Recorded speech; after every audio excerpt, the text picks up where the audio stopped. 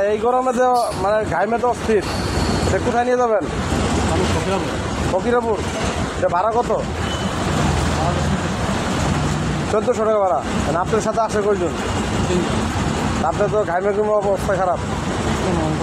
অবস্থা খারাপ যাও, মানে ইনকাম কীরকম হয় আপনার? হয় 800-1000 টাকা হয়। তাই? আচ্ছা, ঠিক আছে, ভালো থাকবেন ভাই। এই গরমে অবস্থা অনেক খারাপ। দেখেন এই ভাইটাকে দেখে বোঝা যায় কীরকম অবস্থা। আপনার ফ্যামিলি মেম্বার কতজন আছেন?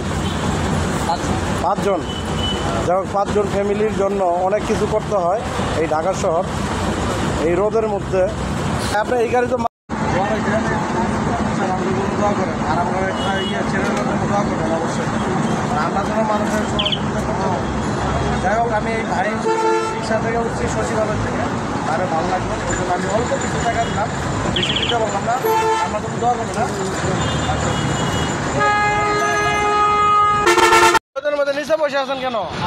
না হ্যাঁ, এটা কোথায় যাবেন? যাই হোক, দেখেন মানুষ রোদের জন্য গরমের জন্য কি একটা অবস্থা দেখেন।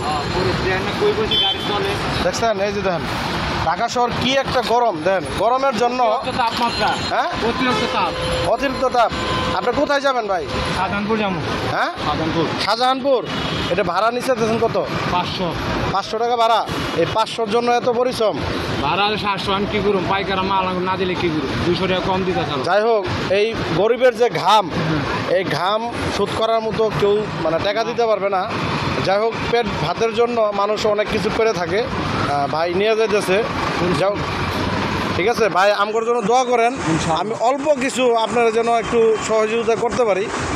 মানে আমি এক জায়গায় যাইতেছি তো, আমি ওরকম কিছু দিতে পারবো না ভাই। আপনারা দোয়া রাখেন আর আমার জন্য দোয়া করবেন। আপনি বউ বাচ্চা ভালো থাকে, ছেলে মেয়েরা সুখে থাকে। হ্যাঁ হ্যাঁ, যাই হোক আমাদের জন্য দোয়া করবেন। ভালো থাকবেন। হ্যাঁ।